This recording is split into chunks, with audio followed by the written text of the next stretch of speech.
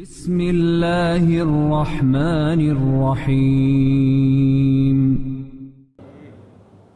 Mendengar nama Rasulullah wajib salawat. Mendengar nama Rasulullah wajib salawat. Memulai bersalawat sunnah. Mulai bersalawat sunnah. Seperti Assalamualaikum. Mulai assalam sunnah. Tapi mendengar salam wajib jawab. Ini hak muslim sesama muslim. Ini ada kewajiban, ada keutamaan. Kalau ada orang muslim ucapkan salam, kita wajib penuhi haknya sebagai sesama muslim menjawab salam. Seperti juga nama Rasulullah SAW. Begitu terbawa Rasulullah, nama Rasul dalam khutbah, dalam ceramah, dalam majlis ilmu. Kita saat membaca buku hadis atau buku fikih, terus atau buku sirah, terbawa nama Rasulullah SAW, kita selalu bersalawat. Allahumma salli wa sallim wa barik alaih. Kita kembali melanjut sirah Rasulullah sallallahu alaihi wasallam. Berjalanan Rasulullah bersama pamannya Abu Talib ke negeri Asyam untuk usaha. Selama berjalanannya beliau, selalu ada awan di atas kepala Rasul yang melindungi dari matahari yang panas. Karena kita sudah tahu negeri Arab itu termasuk salah satu negara yang panas. Oleh karena itu padang pasir lebih banyak daripada hutan-hutan, ya. Kalau di Brunei, Masya Allah, hutan lebih banyak. Jadi jarang kita ketemu tanah. Ya, maksud saya tanah basir, ya. Selalu ada hijau-hijauan apa di mana-mana, Masya Allah.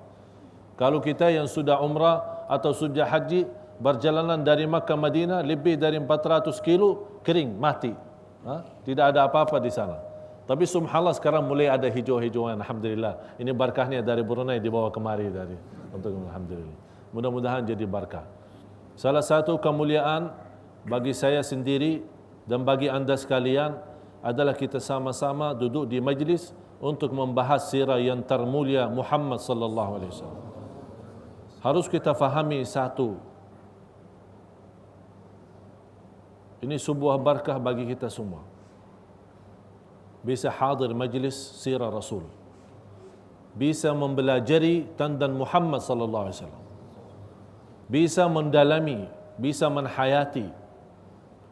Saya harap anda sekalian cuba bayangkan sekiranya kalau Rasulullah sallallahu alaihi wasallam ada di hadapan anda masing-masing. Kalau anda di saat ini ada kesempatan jumpa Rasul, apa yang anda mau sampaikan? Apa yang anda mau berbuat? Dan saya yakin bagaimana jamaah senangnya menjaga dan mempelajari sirah Rasulullah. Saya yakin Rasulullah juga bangga terhadap negara Brunei Darussalam. Karena salawat kita yang kita baca di acara maulud dengan macam syair yang terisi banyak macam salawat, kata Rasulullah sallallahu alaihi wasallam di hadis yang diriwayatkan Imam Muslim, أكثروا علي من الصلاة يوم الجمعة وليلتها فإن صلاتكم تبلغني حيث كنتم. Berbanyalah salawat kepadaku hari Jumat dan malam Jumat, karena sungguh ini yang menjadi kebanggaan kita. Karena sungguh salawat kalian diantarkan oleh Allah kepadaku di Madinah. Ini salah satu kebanggaan yang membuat kita senang bersalawat. Istiqamah membaca salawat. Bukan hanya di hari maulid, setiap hari dan setiap waktu. Berbanyak salawat. Malah di hadis yang diriwayatkan Imam Tabarani, orang-orang yang jaga salawat sebanyak-banyaknya terjamin ampunan dosa dan diangkat segala kesusahan dan kesulitan. Dan salawat kepada Nabi Muhammad sallallahu alaihi wasallam. Dalam salawat kepada Rasulullah sallallahu alaihi wasallam terjamin syafaat sallallahu alaihi wasallam. Dan berbanyak salawat kepada Rasulullah sallallahu alaihi wasallam mendapat posisi yang terdekat kepada beliau. Sebagaimana juga di hadis yang diriwayatkan Imam Tabarani dan Baihaqi, aqrabukum minni majlisan yaumal qiyamah aktsarukum alayya salatan. Yang paling dekat kepadaku hari kiamat, yang paling banyak salawat kepadaku di dunia. Inilah kesempatan macam maulud yang kita adakan sama-sama di negara yang dimuliakan Allah, negara Brunei Darussalam. Mudah-mudahan menjadi baldatun tayyibatun wa rabbun ghafur, negara zikir, negara Al-Quran, negara yang sehari-hari jadi negara maulud dan selalu terbawa nama Nabi Muhammad sallallahu alaihi wasallam dalam kehidupan kita sehari-hari, agar termasuk negara Brunei. Ceritanya bukan hanya kepada Allah dan malaikat, cerita negara Brunei juga sampai kepada Rasulullah sallallahu alaihi wasallam. Inilah buktinya di hadis yang diriwayatkan Imam Muslim. Salawat kita diantar. Di riwayat Imam Ahmad dalam musnadnya dan riwayat yang lain, ada malaikat punya tugas. Setiap kita bersalawat, dibawa salawat kita. Ya Rasulullah, ini salawat keluarga besar Brunei negara Darussalam. Masya Allah. Ini tugas malaikat, tidak punya kerja lain. Dia selalu standby, dia selalu waspada, dia selalu kawal. Setiap orang bersalawat, ini malaikat tugasnya bawa salawat itu kepada Rasulullah di Madinah. Ya Rasulullah, ini salawat orang-orang dari negara Brunei Darussalam. Masya Allah, kita bangga. Kita yang seharusnya bangga kalau boleh Rasul mengenal nama kita. Kita bangga kalau boleh Rasul mengenal nama negara kita melalui salawat kita kepada Rasulullah sallallahu alaihi wasallam. Oleh karena itu, jamaah sekalian, kalau mendengar nama Rasulullah wajib salawat. Sallu ala Rasulillah. Allahumma salli wa sallim wa barik alaihi. Dalam perjalanan Rasulullah sallallahu alaihi wasallam menuju ke Asyam, di samping perjalanan ke Asyam itu ada seorang ahli kitab, ulama, namanya Bahira. Boleh dibacakan Bahira, boleh dibacakan Buhaira. Salah satu ulama Nasrani. Dia memiliki kitab Al-Injil, yang disitulah tertulis dalam kitab Al-Injil sifat-sifat Nabi akhir zaman. Dan begitu beliau melihat keluarga Makkah menuju ke Asyam dalam perjalanannya dan melihat, tertarik perhatian dan awang yang menutupi kepala Rasulullah SAW, dia langsung berkata, di kolonel ini yang baru datang, di antaranya ada seorang Nabi. Padahal umur Rasul saat itu baru 15 tahun. Langsung disuruh anak buahnya, kalau mereka dekat di sini, tolong berhentikan mereka dan ajak makan. Terus diundang makan. Mereka masuk. Kata Abu Talib kepada Buhaira atau Bahira, wahai Bahira, kita sudah bertahun-tahun sering lewat antara Makkah, Asyam, Syam, balik lagi Makkah. Anda tidak pernah undang kita makan di sini. Ini tumben-tumben mau aja makan ini. Ini jalan-jalan nanti habis makan suruh bayar. Kata Buhaira, tidak. Silahkan makan. Cuman karena Buhaira itu penasaran saja. Dia mau yakinkan itu apakah betul-betul yang ada di antara mereka seorang Nabi atau tidak. Begitu melihat dari sikap dan akhlak Rasulullah, sangat terharu si Buhaira itu. Dia langsung bertanya kepada Abu Talib, wahai Abu Talib, anak itu siapa? Kata Abu Talib, ini anak saya. Kata Buhaira, tidak. Tidak mungkin anak ini bapaknya masih hidup. Tidak mungkin anak ini ibunya masih hidup. Kakeknya pun sudah meninggal. Oh, kaget Abu Talib. Kok boleh tahu ini semua? Padahal dia di mana sama Makkah di mana? Boleh dia tahu bapaknya meninggal, ibunya meninggal, Abdul Muttalib juga meninggal sebagai kakeknya. Memang sudah tertulis semuanya sifat Rasulullah di dalam At-Taurat dan Injil. Dan kita baca suratul Fatah, akhir suratul Fatah, Muhammadur Rasulullah walladzina ma'ahu asyidda'u 'alal kuffar ruhama'u bainahum tarahum ruk'an sujjadan yabtaghuna fadlan min Allah wa ridwana simahum fi wujuhihim min athari sujud dzalika mathaluhum fit Taurah wa mathaluhum fil Injil. Allah berikan gambaran dalam Al-Quran, sifat Rasul dan sahabat pun tertulis dalam At-Taurat dan Al-Injil. Kalau anda suka baca, kita biasa kalau maulud suka baca inna fatahna laka fatham mubina. Kalau sudah baca suratul Fath, ambil ayat yang terakhir. Disitulah Allah jelaskan bagaimana sifat Rasul dan sahabat pula juga tertulis dalam At-Taurat dan Al-Injil. Akhirnya kata Abu Talib, ya memang saya bukan orang tuanya, tapi saya sebagai bamannya. Ini baru benar ini. Langsung kata Bahira kepada Abu Talib, saya mohon bawa anak ini balik lagi cepat ke Makkah. Kenapa? Saya masih ada banyak kerjaan. Saya masih mau ambil barang, mau beli ini, mau beli itu. Ini anak kalau dijumpa oleh orang Yahudi pasti akan dibunuh sama orang Yahudi. Orang Yahudi sangat menunggu kesempatan seperti ini. Karena begitu datangnya Nabi dari negeri Arab, itu membuat orang Yahudi tidak senang. Padahal orang Yahudi tahu Nabi itu adalah yang memiliki nubuwah yang benar, Nabi yang benar, agama benar, kitab yang akan turun adalah kitab yang benar adalah Al-Quran. Tapi kenapa mereka sombong tidak mau ikuti dakwah Rasul? Karena mereka merasa kenapa terpilih Muhammad dari Arab bukan dari kita Yahud. Ini yang membuat mereka, padahal mereka yakin Nabi itu adalah Nabi yang benar.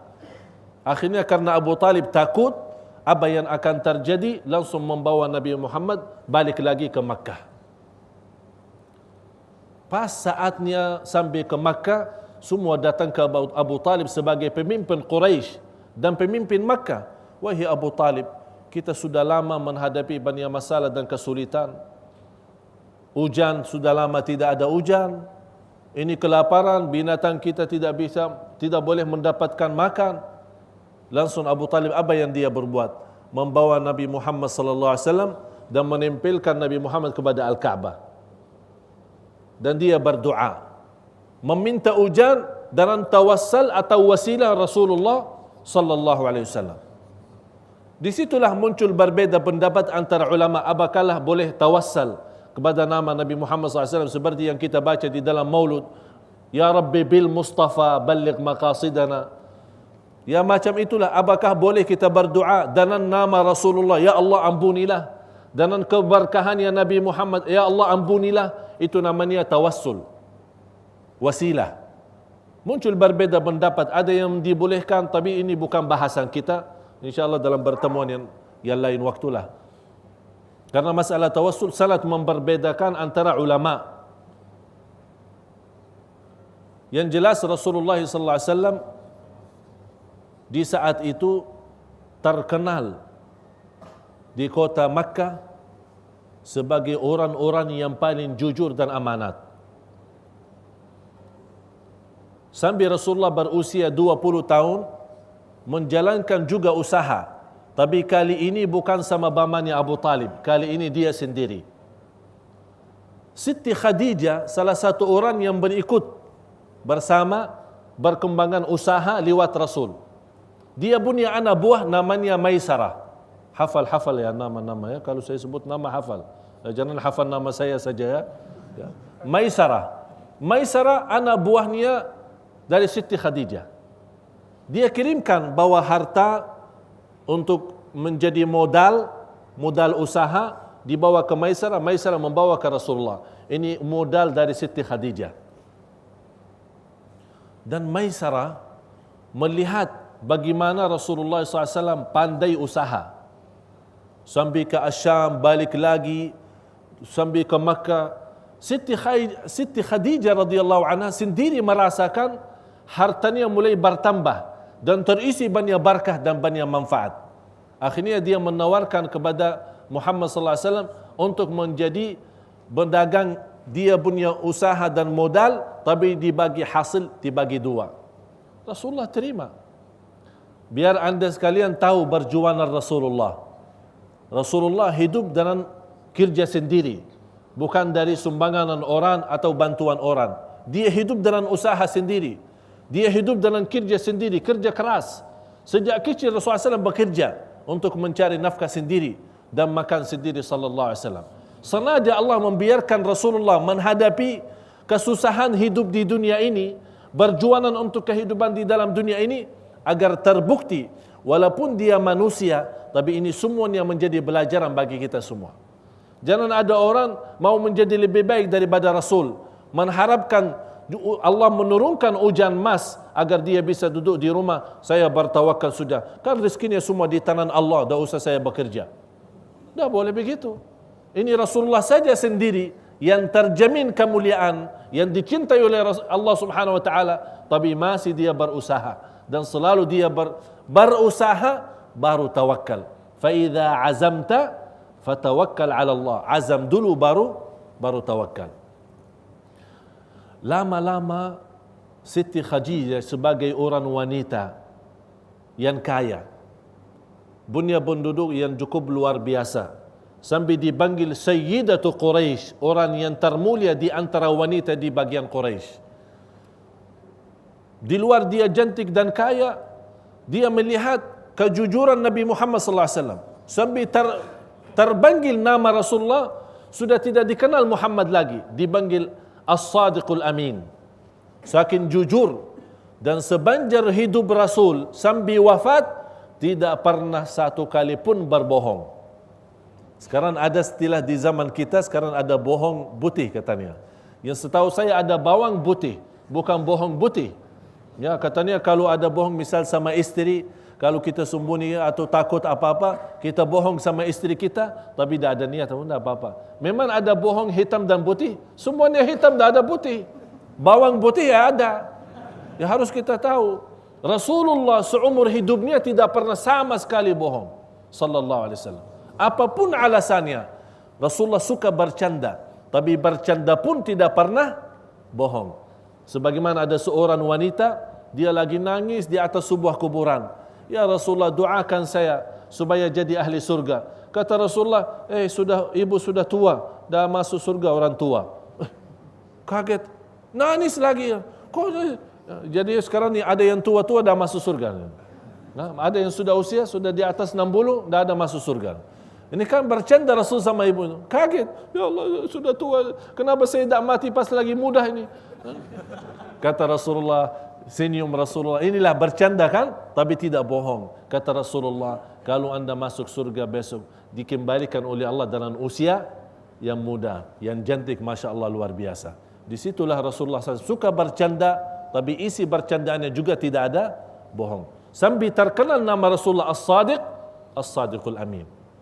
Disitulah Siti Khadijah, ya sebagai setiap wanita yang merasakan sebuah keinginan dan keperluan, kata Siti Khadijah, lewat dia punya pembantu namanya Nafisa. Tahu Nafisa? Yang tadi siapa? Anak buahnya Maisarah. Sekarang Nafisa, ini wanita, pembantunya Siti Khadijah. Ya, kadang-kadang wanita suka curhat ya. Ada Siti Khadijah curhat sama Nafisa. Oh, ini namanya Muhammad luar biasa ini. Orangnya amanat, orangnya jujur. Harta saya bertambah berkah. Kata Nafisa, mau apa ini? Ini mau apa ini? Ini ada cerita ini. Karena sama-sama wanita fahamlah, maklumlah. Udah, terus Nafisa lanjut sendiri. Datang kepada Rasulullah. Wahai Muhammad, nikahlah. Sudah usia 25 tahun, kenapa tidak mau nikah? Kata Rasulullah, saya orang miskin. Siapa yang mampu untuk biaya nikah dan biaya ini, biaya itu? Kata Nafisa, ada yang tanggung semua, gratis jadi bayar, jangan khawatir. Bismillah, anta nawaitu, insyaAllah semua beres. Emang siapa? Kata Nafisa kepada Rasul, Khadijah. Langsung kaget Rasulullah. Siti Khadijah, siapa yang mampu sama dia? Orangnya cantik, kaya raya. Mana saya, mana Khadijah, kata Rasulullah. Maksudnya Rasul, padahal ya jelas Rasulullah lebih baik jauh daripada Siti Khadijah. Tapi begitulah rendahnya hati Rasulullah. Kata Rasul, mana saya dan mana Siti Khadijah? Orang-orang yang mulia, orang yang kaya, orang yang cantik. Mana yang bisa boleh dapat kesempatan seperti ini? Kata Nafisa, Siti Khadijah sudah setuju. Silahkan saja. Bismillah. Sudah ditertib ya, sudah diatur duluan ya, sudah beres. Begitu Rasulullah SAW maju dengan pamannya Abu Talib, jadilah nikah dengan Siti Khadijah. Umur Rasulullah SAW 25 tahun, Siti Khadijah 40 tahun. Berarti coba bayangkan, selama Rasulullah SAW bersama Siti Khadijah, ada riwayat 20 tahun, ada riwayat 25 tahun. Sampai Rasulullah SAW berusia 50 tahun. Berarti kurang lebih 25 tahun. Rasulullah berhijrah dari Makkah ke Madinah umur 53 tahun. Karena pertama wahyu kan 40, umur 40. 13 tahun di Makkah. Siti Khadijah meninggal dunia pas umur Rasul 50 tahun. Artinya sebelum hijrah 3 tahun Siti Khadijah meninggal dunia. Semua keturunan Rasul, anak Rasul semuanya dari Siti Khadijah. Tidak ada yang lain. Yang pertama Al-Qasim. Oleh karena itu selalu terpanggil Rasul Abul Qasim. Ini yang terbesar. Yang kedua Abdullah. Walaupun ada berbeza pendapat, ada katanya At-Tayyib, ada yang namanya juga At-Tahir. Tapi kata ulama, Abdullah itulah At-Tayyib dan itulah juga At-Tahir. Artinya ada berbeza pendapat anak Rasul yang lelaki, ada yang bilang 5, ada yang bilang 3, ada yang bilang 4. Tapi yang saya mendapatkan dari perbedaan adalah 3. Abul Qasim, yang pertama Al-Qasim, yang kedua Abdullah, kemudian yang ketiga Ibrahim. Tapi bukan dari Siti Khadijah. Ibrahim dari Maria Al-Qibtiyah yang diberikan oleh kerajaan Mesir di saat itu. Habis Siti Khadijah memiliki anak perempuan 4. Ini sudah disepakati oleh ulama. Tidak ada perbedaan. Anaknya 4. Yang terbesar Zainab. Yang suaminya Abul As. Walaupun suaminya habis Zainab masuk Islam, sesudah nubuwah sudah Islam, suaminya belum mau Islam, tapi lama-lama alhamdulillah masuk Islam, kemudian dikembalikan oleh Rasulullah SAW kepada istrinya. Yang pertama Zainab. Yang kedua Ruqayyah. Yang suaminya Uthman, Sayyidina Uthman ibn Affan radhiyallahu anhu. Kemudian habis Ruqayyah Ummu Kalthum. Begitu meninggal Ruqayyah, kapan meninggal Ruqayyah? Pas perang Badar. Ada perang Badar, Sayyidina Uthman mau ikut sama Rasul perang Badar. Tapi kata Rasulullah, ini Ruqayyah anak saya lagi sakit. Lebih baik anda dekat anak saya, layani saja, rawat saja anak saya. Begitu Rasulullah berangkat ke perang Badar, Siti Ruqayyah, anak Rasul meninggal dunia. Habis meninggal Siti Ruqayyah, Rasulullah SAW menikahkan yang ketiga Ummu Kalthum kepada Sayyidina Uthman. Oleh karena itu dipanggil Sayyidina Uthman Dhun Nurain, yang memiliki 2 cahaya. Yang dimaksud 2 anak Rasulullah SAW. Yang terakhir Siti Fatimah yang nikah dengan Sayyidina Ali bin Abi Talib. Selama Rasulullah sallallahu alaihi wasallam bersama Siti Khadijah tidak nikah lagi. 25 tahun Rasulullah tidak nikah. Padahal jelas Siti Khadijah lebih tua, lebih usia. Kalau berbicara nafsu, ini ada orang-orang dari musuh Islam selalu membawa Nabi Muhammad ini suka hawa nafsu. Ya nikah banyak istri karena hawa nafsu. Kalau memang ada hawa nafsu dan syahwat, Rasulullah perlu nikah sejak dia masih muda. Bukan sudah usia dan sudah tua. Sejak 25 tahun sampai 50 hanya istrinya satu Siti Khadijah. Malah sesudah meninggal Siti Khadijah 2 tahun Rasulullah tidak nikah lagi. Masih kangen dan sayang sama Siti Khadijah. Baru nikah sama Siti Saudah. Ini istri yang kedua, Siti Saudah. Berapa umur Siti Saudah? 81 tahun Rasul nikah. Coba bayangkan. Baru yang ketiga Siti Aisyah radhiyallahu anha. Tidak ada perempuan gadis yang dinikah oleh Rasulullah kecuali satu Siti Aisyah radhiyallahu anha. Kemudian datang Zainab bintu Khuzaimah, kemudian Zainab bintu Jahash, kemudian Hafsah bintu Umar, anaknya Umar bin Khattab radhiyallahu an. Kemudian sahabat Ummu Habibah, Ummu Salamah, kemudian Maria Al-Qibtiyah, sampai terakhir istri yang terakhir dari yang dinikahkan oleh Rasulullah SAW adalah Siti Maimunah radhiyallahu anha. Ini perlu bahasan sendiri. Istri-istri Rasul, siapa istri Rasul dan turunan Rasul, dan semua ini perlu bahasan sendiri. Tapi yang Siti Khadijah ini, dia Siti sendiri yang berjumpa Rasul sebelum Islam dan sesudah Islam. Sebelum datang wahyu dan sesudah datang wahyu. Saking mulia Siti Khadijah, pernah kedatangan malaikat Jibril kepada Rasul. Ya Muhammad, ada titipan salam untuk Siti Khadijah. Salam dari siapa? Dari Allah Subhanahu wa ta'ala. Dan kasih tahu Siti Khadijah yang luar biasa dia berkorban untuk Rasul. Kurbankan hartanya, kurbankan jiwanya, kurbankan anaknya, kurbankan masa dan waktu demi Rasulullah sallallahu alaihi wasallam. Allah berikan kemuliaan di akhirat. Berilah salam kepada Siti Khadijah dari Allah, dan Allah menunggu dia di dalam surga dan disediain rumah yang dari emas. Subhanallah. Ini cuba lihat kemuliaan Siti Khadijah di sisi Allah Subhanahu wa taala. Di situlah perjuangan Rasulullah sallallahu alaihi wasallam bersama Siti Khadijah, dan selalu Siti Khadijah melayani Rasulullah, berikhlas bersama Rasulullah, dan sambil Siti Khadijah meninggal dunia masih juga tersayang oleh Rasulullah sallallahu alaihi wasallam. Satu masa Rasulullah sallallahu alaihi wasallam menghadapi banyak bermasalah di Quraisy, tapi selalu Siti Khadijah mendukung Rasulullah dan mengajar Rasulullah bersabar sampai terjadi peristiwa yang cukup dahsyat yang menjadi salah satu perubahan hidup manusia dari kegelapan kepada cahaya, dari kufur kepada tauhid, dari hal-hal buruk kepada kebaikan, dari kezaliman dari keadilan, dari ketakutan kepada aman, dari Islam dan iman kepada kekuasaan dunia dan kekuasaan Allah, adalah turunnya wahyu.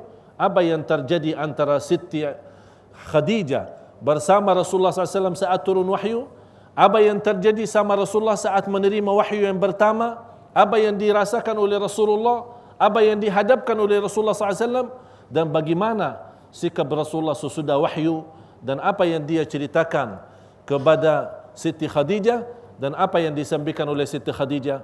Banyak hal-hal yang insyaAllah kita akan dalam pertemuan yang akan datang, kita akan ceritakan Rasulullah sallallahu alaihi wasallam menghadapi wahyu yang pertama. Semoga semua yang hadir senantiasa mendapatkan ilmu bermanfaat, dan mudah-mudahan semua diberkahi Allah, dan bagaimana Allah memberikan kemudahan sama-sama berkumpul di majlis untuk mengingati sirah Rasulullah. Mudah-mudahan kita jumpa lagi di surga Allah bersama Nabi Muhammad sallallahu alaihi wasallam. Inna Allah wa malaikatahu yusalluna 'alan nabi ya ayyuhalladzina amanu sallu alaihi wa sallimu taslima. Allahumma salli wa sallim wa barik ala sayyidina Muhammad wa ala alihi wa sahbihi ajma'in. Walhamdulillahi rabbil alamin. Thumma assalamu alaikum warahmatullahi wabarakatuh.